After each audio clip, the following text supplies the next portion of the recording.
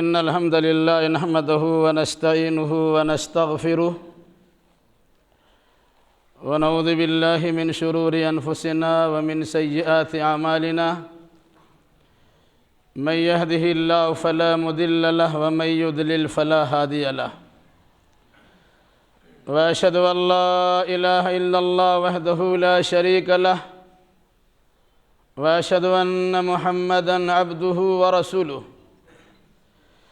يا أيها الذين آمنوا اتقوا الله حق تقاته ولا تموتن إلا وأنتم مسلمون يا أيها الناس اتقوا ربكم الذي خلقكم من نفس واحدة وخلق منها زوجها وبث منهما رجالا كثيرا ونساء واتقوا الله الذي تساءلون به والأرحام إن الله كان عليكم رقيبا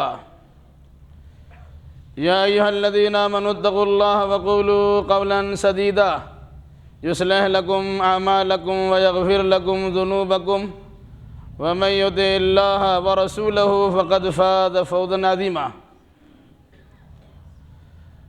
أما بعد فإن خير الحديث كتاب الله وخير الهدي هدي محمد صلى الله عليه وسلم وشر الأمور محدثاتها وكل محدثة بدعة وكل بدعة ضلالة وكل ضلالة في النار أعوذ بالله السميع العليم من الشيطان الرجيم بسم الله الرحمن الرحيم لا إكراه في الدين سبحانك لا علم لنا إلا ما علمتنا إنك أنت العليم الحكيم رب اشرح لي صدري ويسر لي أمري واحلل عقدة من لساني يفقهوا قولي رب زدني علما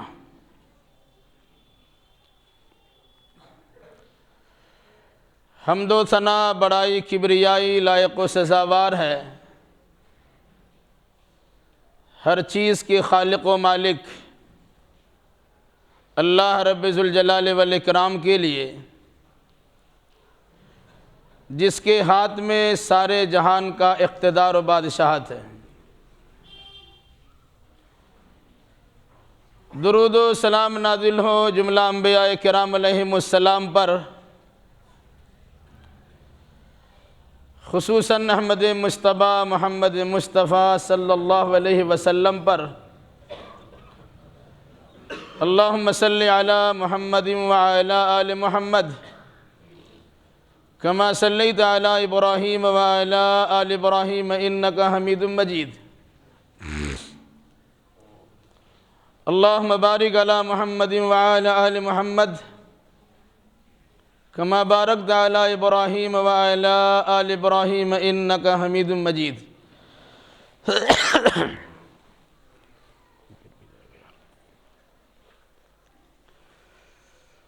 بزرگوں، نوجوان ساتھیوں، پردہ نشی ماں اور بہنوں،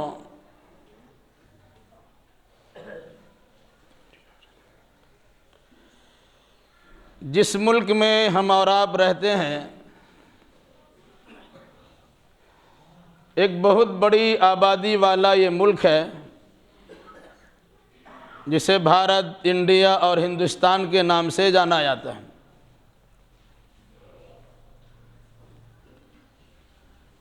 ایک زمانہ تھا کہ تقریباً 800 سالوں تک مسلمانوں نے اس سرزمین پر حکومت کی ہے۔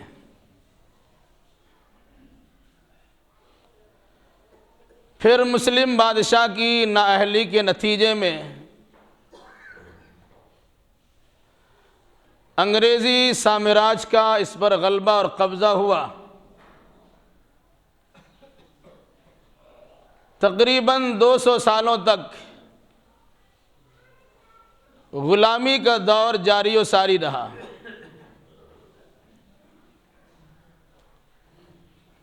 مگر اللہ کا شکر یہ تھا کہ جس وقت سے ہی اس ملک میں انگریز نے اپنا دامن پھیلانا شروع کیا، امت کے بیدار مغز علماء کرام نے اس کی سنگینی کو محسوس کرتے ہوئے اس کے خلاف علم بغاوت بلند کرنے کا راستہ اپنایا، اور باضابطہ طور سے شاہ ولی اللہ محدث دہلوی رحمۃ اللہ علیہ کے فرزند ارجمند شاہ عبدالعزیز نے انگریزوں کے خلاف جہاد کرنے کو لازم و فرض قرار دیا۔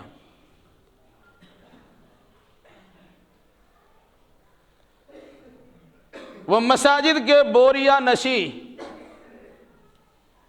اور مدارس میں بیٹھنے اور پڑھنے پڑھانے والے علماء اور طلباء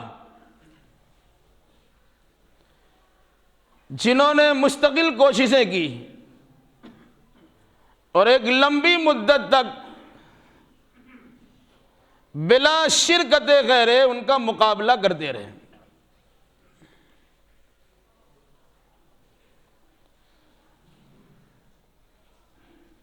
تحریک آزادی کے 3 ادوار آپ بیان کر سکتے، 1757 سے 1857 تک، اکثر و بیشتر یہ تاریخ بیان نہیں ہوتی۔ 1857 کے بعد اس سلسلے کا آغاز قرار دیا آیا تھا، پھر 1919 تک صرف مسلم علماء، طلباء اور اس کے ماننے والے افراد اس میں شریک رہے۔ بعد میں برادران وطن کی شرکت بھی ہوئی، اور اس کے بعد 15 اگست 1947 میں یہ ملک انگریز کے ظلم و استبداد سے اور اس کی خونی پنجہ سے آزاد ہو گیا۔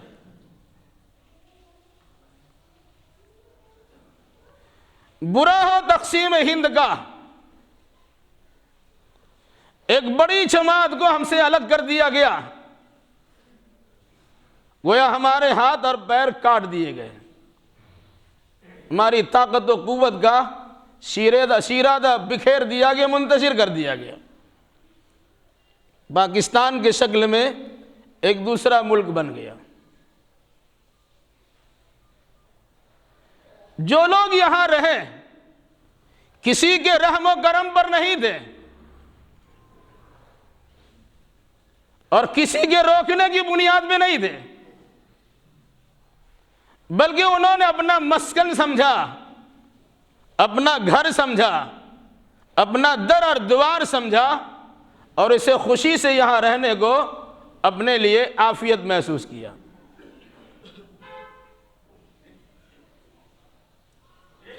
پھر اس کے بعد جمہوری نظام کے قیام کے لیے دستور ساز کمیٹی متعین کی گئی۔ ڈاکٹر امبیڈکر کو اس کا ذمہ دار اور صدر قرار دیا گیا۔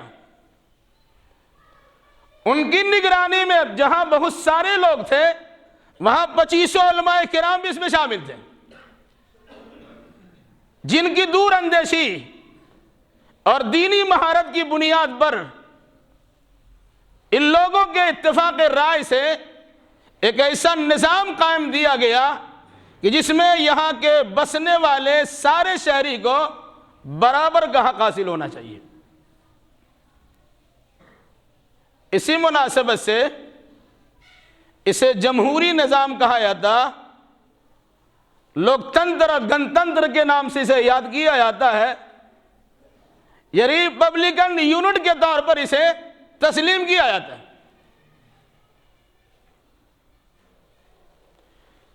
تقریباً 2.5 سال لگے اس قانون کے بننے میں اور اس کے نفاذ کرانے میں۔ دنیا کا سب سے بڑا دستور و آئین اسی ہندوستان کا بنایا گیا، کیونکہ یہ بھی کہا جاتا تھا پوری دنیا میں سب سے بڑا جمہوری ملک اگر کوئی ہے تو یہ ہندوستان سب سے بڑا جمہوری ملک ہے۔ مگر جمہوریت کیا ہے، اس کے خد و خال کیا ہے،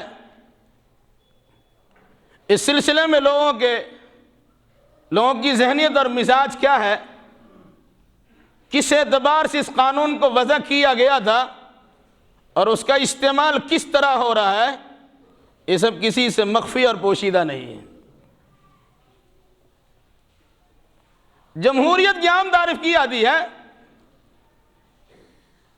کہ جمہوری نظام میں وزیر اعظم ہو یا صدر مملکت یا عام انسان، سارے لوگوں کے ووٹ کی اہمیت وہی ہوتی ہے جو ملک کے بڑا طبقہ کے ووٹ کی اہمیت ہوتی ہے۔ صدر مملکت یا صدر جمہوریہ کے ووٹ کی جو قیمت ہوتی ہے، ایک عام ناگرک اور ایک عام ووٹر کی قیمت اسی انداز کی ہے، جس میں امن و امان کا قیام ہوتا ہے اور ہر شہری کو اس کے مذہبی اصول کے مطابق چلنے کی پوری آزادی ہوتی ہے۔ اسی مناسبت سے کہا تھا جمہوریت ایک لا مذہبی یا غیر مذہبی طریقہ کا نام ہے۔ اس میں کوئی شک نہیں ہے کہ جس وقت میں یہ نظام بنایا گیا اس وقت بھی غیر مسلموں کی تعداد زیادہ تھی، مسلمانوں کے علاوہ اور بھی بہت ساری اقلیتیں یہاں موجود ہیں، ساری اقلیتوں کا خیال رکھا گیا، انہیں امن و امان کی بحالی کی ضمانت دی گئی اور ساتھ ساتھ ان کے اپنے اپنے مذہب کی بنیاد پر عمل کرنے کی کھلی آزادی دی گئی۔ یہ ہے جمہوریت کا مطلب، اور یہی وجہ ہے کہ ہندوستان کی سرزمین پر یقیناً یہ چیز جاری و ساری تھی، لیکن ابھی کچھ دنوں سے اس جمہوریت پر آمریت کا غلبہ اور قبضہ ہو گیا۔ جمہوریت ایک طرز حکومت ہے کہ جس میں بندوں کو گنا جاتا، تولا نہیں آتا، کثرت تعداد دیکھی جاتی ہے، ووٹنگ جس کے فیور میں زیادہ ہو جائے اسی کو سربراہ بنایا جاتا ہے۔ شورائی نظام اسلامی نظام ہے جس میں کثرت نہیں دیکھی جاتی، اصابت رائے کا اعتبار ہوتا ہے، درست لوگوں کی مجلس و محفل ہوتی ہے، عدل و انصاف کرنے والے کا مجمع ہوتا ہے اور ان کے آراء اور خیال کے مطابق فیصلے ہوتے ہیں۔ لیکن جمہوری نظام کا معاملہ یہ ہوتا کہ ہر ایرے غیرے سب کو اس میں آزادی دی گئی کہ اپنا ووٹ ڈالیے اور جس کو اپنا لیڈر چننا ہو چن لیجئے۔ یہ چیز جاری اور ساری رہی ہے، وہ آپ کے سامنے ہے۔ جمہوریت کی تعریف کے پیش نظر کیا ہندوستان موجودہ دور میں جمہوری ملک ہے؟ جب ہم سے پوچھا جاتا یا دانشوروں سے سوال کیا جاتا یا ملک کے ذمہ داروں سے پوچھ گچھ ہوتی ہے تو انسان سینہ تان کر کہتا ہے، گردن اٹھا کے کہتا ہے، فخر و مباحث سے کہتا ہے کہ پوری دنیا میں سب سے بڑا جمہوری ملک ہندوستان اور بھارت ہے۔ مگر میں پوچھنا چاہتا ہوں، اس جمہوریت کی تعریف کی روشنی میں جہاں امن و امان کا قیام ہو اور جہاں ہر مذہب و مکتب فکر کے لوگوں کو اپنی مذہبی شناخت برقرار رکھنے کی آزادی ہو، کہ یہ صورتحال موجودہ دور میں ہندوستان میں پائی جاتی ہے؟ اگر پائی جاتی ہے تو فخر سے کہو کہ ہمارا ملک سب سے بڑا جمہوری ملک ہے، اور اگر نہیں ہے تو اس کے خلاف آواز اٹھنی چاہیے۔ ظاہر سی بات ہے، ہر انسان اس حقیقت کو سمجھتا ہے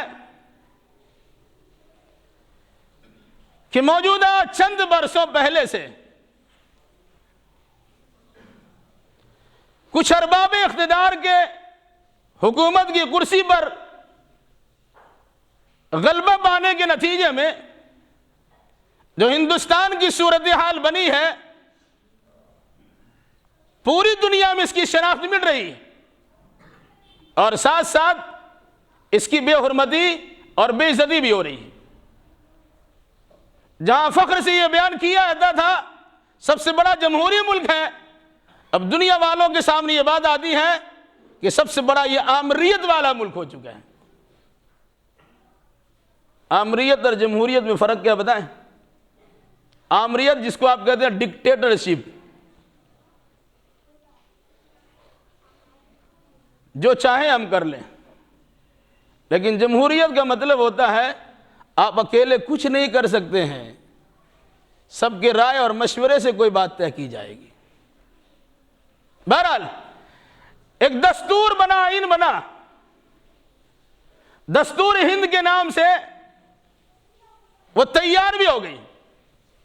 26 نومبر 1949 میں یہ تیار ہو چکا تھا، پھر باضابطہ اس پر ڈسکس ہوا، پاس کیا گیا، اور 26 جنوری 1950 میں اس کا نفاذ عمل میں آ گیا، اور سب سے پہلے صدر جمہوریہ کے طور پر ڈاکٹر رادھا کرشن کو صدر جمہوریہ بنایا گیا۔ یہ چیزیں، یہ باتیں لگتی ہیں کہ بالکل آسان ہلکی سی ہیں، لیکن میں سیاسی دنگل سے نکل کر مذہبی رہنمائی کرنا زیادہ مناسب سمجھتا ہوں، اور اس میں جو ہم سے بھول ہوئی ہے، ہمارے پرکھوں اور بزرگوں سے جو بھول ہوئی ہے، کم سے کم اس بھول کو نہ دہرایا جائے، اس سلسلے میں تلقین اور نصیحت کرنا چاہتا ہوں۔ پر ایک بات یاد رکھیے، رسول اکرم صلی اللہ علیہ وسلم کی تاریخ میں صلح حدیبیہ کا واقعہ پیش آیا تھا۔ آپ اچھی طرح جانتے ہیں 1400 صحابہ کرام کو لے کر آپ عمرہ کرنے کے لیے تشریف لے جا رہے تھے۔ ایک جگہ پر آپ کو روک دیا گیا کہ آپ نہیں جا سکتے۔ صحابہ کرام میں بڑے جذباتی لوگ بھی تھے،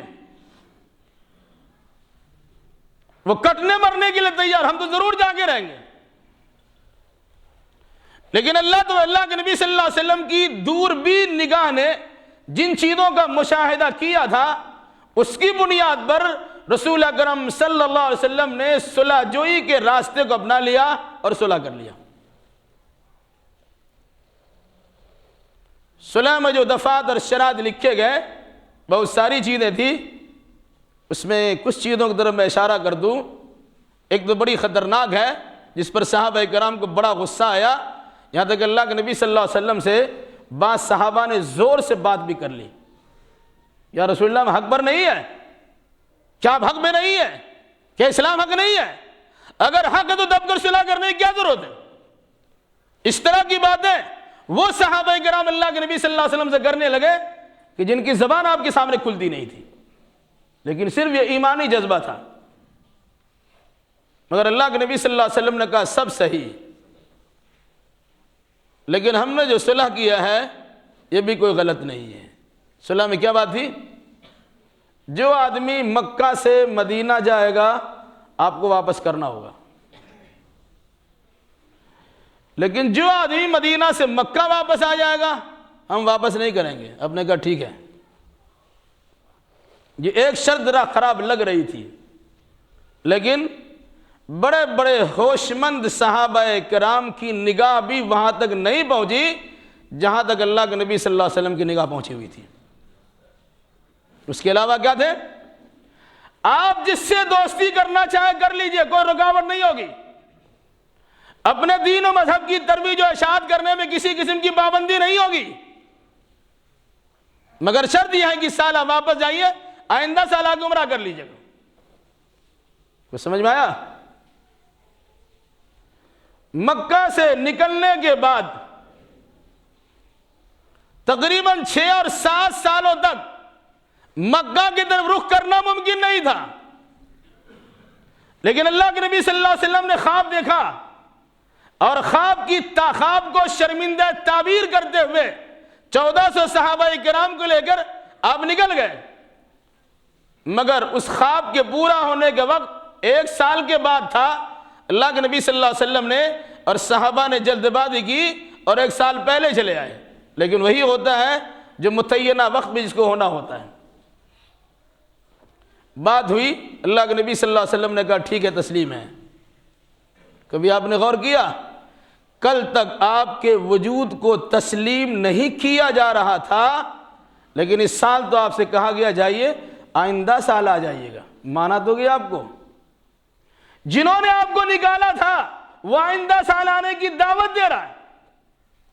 اسی طرح جو لوگ مکہ کی سرزمین پر دعوت و تبلیغ کے راہ میں رکاوٹیں ڈال رہے تھے، وہی لوگ آپ کے سامنے لکھتن شکل میں یہ تحریر فراہم کر رہے ہیں، آپ جس طرح جب اپنے مذہب کی ترویج و اشاعت کیجئے، کسی قسم کی رکاوٹ نہیں ہوگی۔ جن لوگوں نے آپ سے رشتہ ناطہ توڑوا دیا تھا، انہی لوگوں نے آپ کو لکھتن شکل میں دیا، آپ جس سے حلیفانہ اور دوستانہ روابط قائم کرنا چاہیں کر لیجئے، اس میں کسی قسم کی رکاوٹ نہیں ہوگی۔ اور آپ مسئلہ یہ کہ جو مکہ سے مدینہ جائے گا واپس کیجئے گا، جو مدینہ سے مکہ آئے گا واپس نہیں کریں گے۔ تھوڑی سی بات لگتی ہے، لیکن اللہ کے نبی صلی اللہ علیہ وسلم نے کہا کہ ٹھیک ہے ہم واپس کر دیں۔ کیوں بھائی؟ اس وقت میں ضروری تھا دنیا کے جس خطے میں انسان مسلمان ہوگا اسے مدینہ آنا ہوگا۔ جو مدینہ چھوڑ کے جائے گا وہ منافق ہوگا، وہ مرتد ہوگا، وہ دہریہ ہوگا، وہ بے دین ہوگا۔ ہم اسے بلانے کی ضرورت محسوس نہیں کریں گے، رکھو اپنے پاس۔ رہا واپسی کرنے کی بات، آپ کے دستور کے مطابق یا دفعہ کے مطابق ہم مدینہ سے واپس کریں گے، وہ مکہ پہنچے گے نہ پہنچے اس کی ذمہ داری ہے، ہم مدینہ میں نہیں رکھیں گے۔ وہی ہوا، مدینہ سے آپ نے نکال دیا، مکہ اور مدینہ کے بیچ میں ان لوگوں نے پڑاؤ ڈالا، کچھ تعداد زیادہ ہو گئی۔ اب مکہ والے ادھر سے قافلہ کی شکل میں تجارت کے سامان کو لیتے ہوئے گزر رہے ہیں، لوگوں نے اس پر حملہ کیا۔ بعد میں کہنا پڑا محمد اپنے ساتھیوں کو بلا لو۔ مطلب کیا تھا؟ میں جس چیز کو سمجھانا چاہتا ہوں اسے سمجھیے۔ کیا کہا؟ دعوت و تبلیغ کی پوری کھلی چھوٹ دی جاتی ہے۔ اللہ کے نبی صلی اللہ علیہ وسلم نے اسے اپنایا، صحابہ کرام کے سامنے باتیں رکھی کہ مخالفت زوروں پہ ہو رہی تھی، لیکن آپ کو تبلیغ کرنے کا موقع ہاتھ آیا ہے۔ آپ نے صحابہ کرام کو تبلیغ کے لیے لگایا، جہاں جہاں ممکن حد تک ہو سکا دعوت و تبلیغ کا فریضہ انجام دیا۔ صرف اس صلح حدیبیہ کے نتیجے میں 1.5 یا 2 سال کے اندر صحابہ کرام کی وہ تعداد جو فتح مکہ میں شامل ہونے کے لیے تیار ہوئی وہ تقریباً 10,000، کہاں 1400 اور کہاں 10,000۔ 1.5 سال کے اندر تقریباً 8,500 کا اضافہ ہوا ہے۔ اور پھر اس کے بعد فتح مکہ میں اللہ کے نبی صلی اللہ علیہ وسلم مکہ پہنچے ہیں، فاتحانہ شان سے داخل ہوئے، اپنے جانی دشمنوں کو آپ نے دیکھا ہے، صحابہ کرام کو مارنے والے افراد کو بھی آپ نے دیکھا ہے، مکہ المکرمہ سے یعنی سب سے بہترین جگہ سے سب سے بہترین انسان کو نکالنے والے افراد بھی وہاں موجود ہیں۔ چاہتے تو اللہ کے نبی صلی اللہ علیہ وسلم گن گن کر چن چن کر بدلہ لے سکتے تھے، لیکن آپ نے وہاں جو اخلاق فاضلہ کا ثبوت دیا اور کیا کہا؟ جب ایک صحابی نے کہا تھا الیوم یوم الملحمہ، آج کاٹ مار کا دن ہے، اور کسی کو بخشا اور چھوڑا نہیں جائے گا، فاتحانہ شان سے ہم داخل ہوئے سب کو مسل کے رکھ دیں گے۔ تو اللہ کے نبی صلی اللہ علیہ وسلم نے کہا نہیں، ہرگز نہیں، ایسا مت کہو، الیوم یوم المرحمہ، آج تو رحم و کرم کا دن ہے۔ اور مکہ والوں کے سامنے آپ نے اعلان کیا کہ لا تثریب علیکم الیوم اذهبوا وانتم الطلقاء، آج تم میں سے کسی کی سردنش نہیں کی جائے گی، کسی کی پکڑ دھکڑ نہیں کی جائے گی، کس کو مارا پیٹا نہیں جائے گا، تم سب کے سب آزاد ہو۔ چند گنتی کے افراد تھے کہ جن کی کٹائی کرنا، پٹائی کرنا، سلقرم کرنا ضروری تھا، ان کا معاملہ الگ ہے، ورنہ عام اعلان کر دیا گیا۔ ابو سفیان کے گھر میں جو داخل ہو گیا اس کو بھی امن دیا جاتا ہے، بیت اللہ الحرام میں جو داخل ہو گیا اس کو بھی امن دیا جاتا ہے، اور حد تو یہ ہے کہ اگر کوئی انسان اپنے گھر کا دروازہ بند کر کے بیٹھ جائے گا اس کو بھی امن دیا جائے گا۔ اس امن عامہ کے اعلان کا نتیجہ یہ ہوا کہ صرف 1 سال کے بعد اللہ کے نبی صلی اللہ علیہ وسلم نے جنگ بدر میں، جنگ تبوک میں شرکت کی ہے، تو اس وقت مسلمانوں کی تعداد جنگ میں شریک ہونے والے افراد کی 30,000۔ غور کیجئے، اس اخلاق فاضلہ کا ثبوت دینے کا نتیجہ 1 سال میں 20,000 کا اضافہ ہے۔ گھر بیٹھے ہو گیا تبلیغ کی صحابہ کرام نے۔ تو اس تبلیغ کے نتیجے میں مکہ کی ریاست کو مضبوط بنانے کا بہترین موقع ملا، اور اس وقت جہاں جہاں زور چل سکتا تھا وہاں اللہ کے نبی صلی اللہ علیہ وسلم نے اپنا دستہ بھیجا اور دعوت و تبلیغ کا فریضہ انجام دلوایا۔ کیوں؟ کہ کھلی چھوٹ مل گئی تھی، آپ جس طرح چاہیں، جہاں چاہیں، جب چاہیں، جیسے چاہیں، جس جگہ چاہیں آپ اپنے دین کا پرچار کر سکتے تھے۔ یہی چیز ہمیں ملی تھی جمہوری نظام کے ذریعے سے، جو دستور اور قانون اور آئین اور بنے، اس میں یہی چیز ہمیں دی گئی تھی۔ دنیا میں، ہندوستان میں جتنے مذہب کے ماننے والے ہیں، سارے مذہب کے پرستاروں کو یہ اجازت تھی اپنے اپنے دین و دھرم کی ترویج و اشاعت کریں۔ ظاہر سی بات ہے، کوئی کرے نہ کرے ہم اس کے ذمہ دار تو نہیں ہیں۔ ذمہ داری ہماری تھی کہ جہاں اس سرزمین پر ہم نے 800 سال حکومت کی ہے، ہم سے اقتدار چھین لیا گیا تھا، 200 سال تک ہم محروم کر دیے گئے، غلامی کی زنجیر میں جکڑ دیے گئے، پھر اللہ تبارک و تعالیٰ کے فضل و کرم سے آزادی کا موقع ہمیں ملا، اور پھر ساتھ ساتھ آزادی کے ساتھ دین و ایمان کی ترویج و اشاعت کا موقع فراہم ہوا، ہم نے اسے گنوا دیا۔ اب غور کر لیجئے، کیا ہم نے تبلیغ کی ہے؟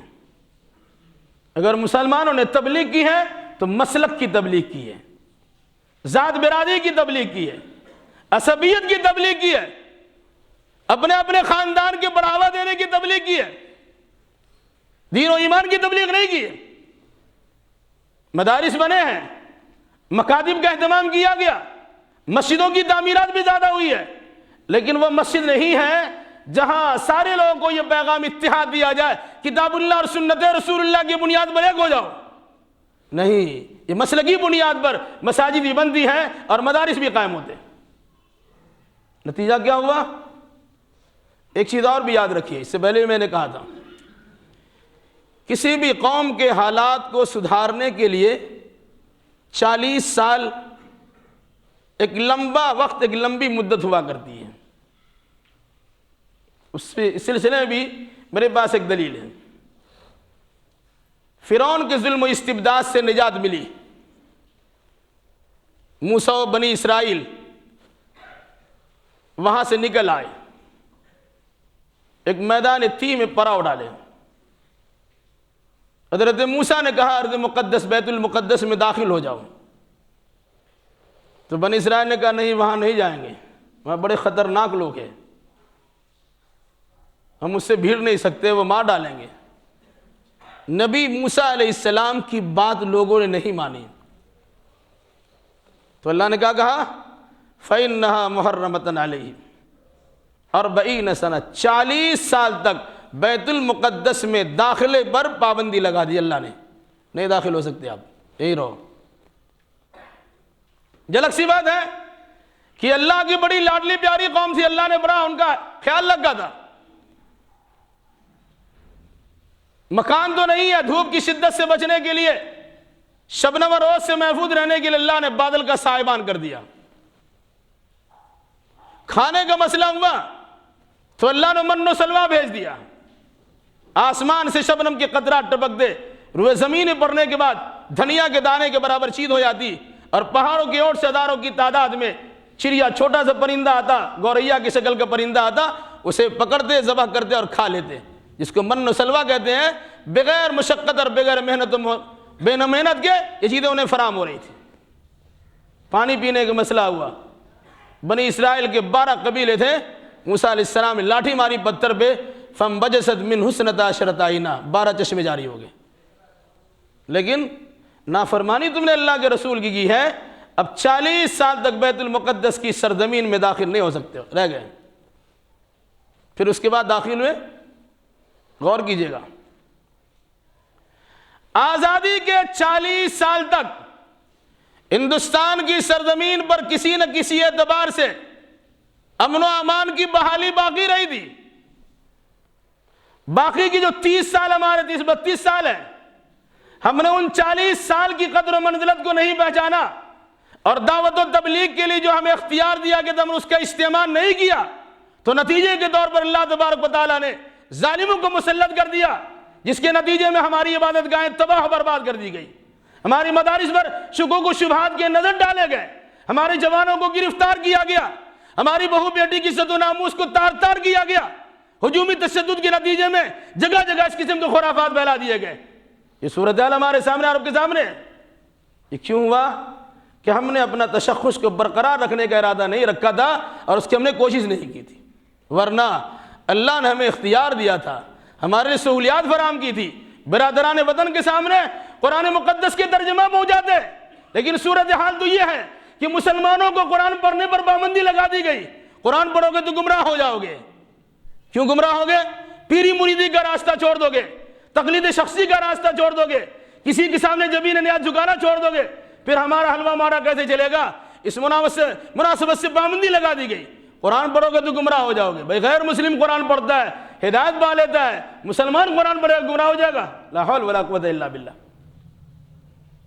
تو جہاں تبلیغ کرنے کا حکم تھا وہاں ہم نے دعوت و تبلیغ کو محدود کر دیا. جہاں لوگوں تک اللہ کے پیغام کے پہنچانے کا حکم تھا ہم نے اللہ کے پیغام کو اپنے لیے مخصوص کر لیا.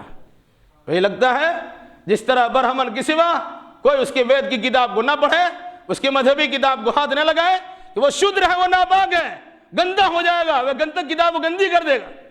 وہی صورت ہے ہمارے یہاں بھی ہے. ہمارے یہاں بھی کہا گیا عوام الناس کو قرآن پڑھنے کا، حدیث رسول پڑھنے کا اختیار نہیں ہے. بھائی قرآن پڑھیے، حدیث پڑھیے، لیکن علماء سے رابطہ ضرور رکھیے، ورنہ شدر بے مہار اگر بنے تو پھر گمراہی کے دلدل میں بھی گریں گے، کوئی بچانے والا بھی نہیں ہوگا. تو معاملہ کیا ہے؟ کہا گیا دعوت و تبلیغ کرو. مذہب کی آزادی تھی نا بھائی، آپ مسجد بنا سکتے تھے، مدرسہ بنا سکتے تھے، مکاتب بنا سکتے تھے، سب کچھ کر سکتے تھے، مگر کیا کیا؟ مدارس کے علماء پر، طلباء پر، منتظمین پر دوسروں کی نگاہیں تو لگی رہتی ہے، مسلمانوں کی زبان میں گز گز لمبی ہوتی ہے. یہ زکوٰۃ خور کیا کریں گے؟ یہ صدقات پر پلنے والے کیا کریں گے؟ لیکن جب مسئلہ اٹکتا انہی کے سامنے زانو تلمس نہ کرتے ہیں. باپ مر گیا، جنازہ پڑھانے والا کوئی نہیں، اسی کے بعد آپ جاتے ہیں. نکاح پڑھنے پر آنے کی باری آتی ہے، اسی کے بعد آپ جاتے ہیں. چھوٹا بڑا مسئلہ آپ کا اٹکتا ہے، وراثت کا مسئلہ اٹکتا ہے، دین و دنیا کے مسائل اٹکتے ہیں، انہی کے پاس فیصلہ کرانے کے لیے جاتے ہو. جنہیں حقیر سمجھتے ہو، جنہیں ذلیل سمجھتے ہو، پھر انہی کے پاس جاتے ہو. اور اسی پر بس نہیں ہے. اگر غور و فکر آپ کریں گے تو مسلمانوں نے بھی مدارس کو اور مساجد کو اپنی تنقیدوں کا نشانہ بنایا ہے، اور ایسا نشانہ بنایا کہ اس سے لوگ پیچھے ہو گئے. کتنے لوگ مدارس سے پڑھنے والے؟ میں آپ کے وجدان کو جھنجھوڑتے ہوئے پوچھتا ہوں، ان مولوی حضرات نے، علماء دین نے مدارس قائم کر کے آپ کے لیے ائمہ فراہم کیا، آپ کے بچوں کو پڑھانے والا استاد فراہم کیا، آپ کے دین و ایمان بچانے والے معلمین اور مبلغین تیار کیے. آپ نے بڑا اسکول کا نام لیا تھا، کتنے اسکول بنائے آپ؟ غور کر لیجیے. آپ کلکتہ کی سرزمین پہ کچھ بزرگوں نے اسکول بنائے تھے، وہی اسکول ہے جو ٹمٹما رہا ہے، اس کے اندر بھی جان نہیں ہے. آپ کو اسکول بنانے کی صلاحیت نہیں ہے. اگر اسکول بن گیا اقلیتی اعتبار سے ان کو درجہ ملنا چاہیے تھا، درجہ دلانے کی آپ کے پاس صلاحیت نہیں ہے. دیکھ لیں ملی الامین کالج کا کیا حال ہے. ایک تو کلکتہ میں ملی الامین کالج دکھتا ہے، اس کی بھی صورت حال ہوا آپ کے سامنے. کیا کیا بھائی آپ نے؟ آپ اسکول تو بہت کرتے ہیں، اسکول کا نام تو بہت لیتے ہیں، مولویوں نے تو بالگرا گھونٹ دیا، مدرسے والوں نے آپ کا اس کا چرچا بہت کرتے ہیں، لیکن آپ نے کیا کیا ہے؟ اس مناسبت سے میری گزارش یہ ہے، اسکول اور مدرسوں کے جھنجھٹ اور چکر کو چھوڑیے، اپنے دین و ایمان کو سمجھنے کی کوشش کیجیے. ابھی بھی وقت ہے، ابھی بھی دوسرے ملکوں کے بالمقابل آج کی سرزمین ہند پر بھی ابھی بھی آپ کو کھلی چھوٹ اجازت ہے. آپ احتجاج کر سکتے ہیں، آپ مظاہرہ کر سکتے ہیں، آپ ایجیٹیشن چلا سکتے ہیں، آپ جگہ جگہ پر چکا جام کر سکتے ہیں، نکڑ میں بیٹھ کے اپنے مطالبات منوا سکتے ہیں. یہ صورتحال آپ کے سامنے ہے۔ آج بھی دیکھ لیے کسانوں کا مسئلہ اٹکا ہوا ہے، لوگ سمجھتے ہیں کسان کا ہے، لیکن کسان کس کے لیے لڑ رہا بھائی؟ کیا جمہوریت دکھتی ہے؟ کہاں جمہوریت؟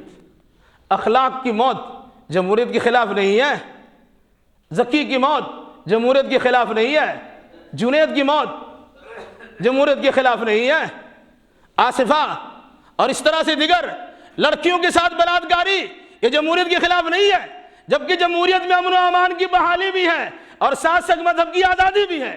نہ مذہب کی آزادی دی جاتی ہے اور نہ امن و امان کی بحالی کی جاتی ہے، پھر بھی کہا جاتا ہے کہ جمہوریت اور جمہوریت کیا ہے؟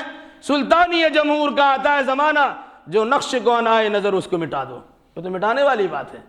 اس لیے ہم اس جمہوریت کی ایک طرح سے قدر بھی کرتے ہیں اور ساتھ ساتھ اپنے دوستوں، احباب، بزرگوں، جہاں تک میری بات پہنچتی ہے ان سے میں گزارش بھی کرتا ہوں کہ اگر موقع کچھ ملا ہوا ہے، جب تک دعوت و تبلیغ کے لیے سہولیات فراہم ہے، اللہ اس کے رسول کے پیغام کو خالص انداز میں بڑے اخلاص کے ساتھ، بڑے پیار و محبت کے ساتھ برادران وطن تک پہنچیے، انہیں بھی اللہ کی کتاب کو سنائیے، انہیں بھی ان کی زبان میں کتاب اللہ فراہم کیجیے، ان سے پڑھنے کی درخواست کیجیے۔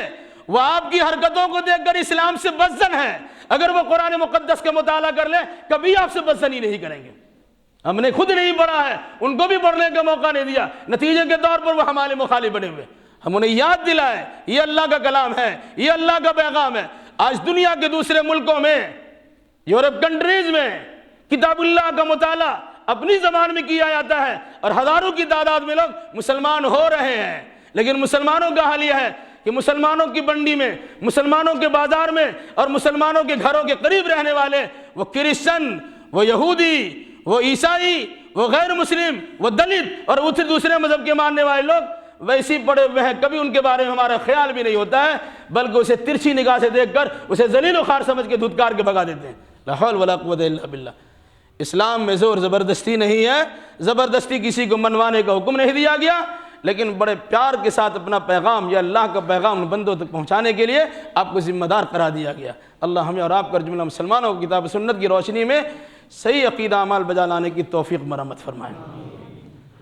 الہی جو ہمیں بیمار انہیں شفاء کامل و عاجل عطا فرما دے، الہی جو مقروض ہے انہیں قرض ادا کرنے کی سہولیات فراہم کر دے، جو ماخوذ گرفتار ان کے رہائی کے اسباب پیدا کر دے، جو دینی دنیاوی اعتبار سے پریشان ان کی جملہ پریشانی کو دور فرما دے، جن جن لوگوں نے دعا کی درخواست کی ان تمام کے جائز مراد کو پوری فرما دے۔ جب تک ہمیں زندہ رکھ کتاب اللہ اور سنت رسول اللہ پر عمل کرتے ہوئے زندہ رکھ، جب ہمارا خاتمہ ہو انہی دونوں کی ترویج اشاعت کرتے ہمارا خاتمہ ہو۔ اقول قولی ھذا واستغفر اللہ لی ولکم ولسائر المسلمین وآخر دعوانا ان الحمد للہ رب العالمین۔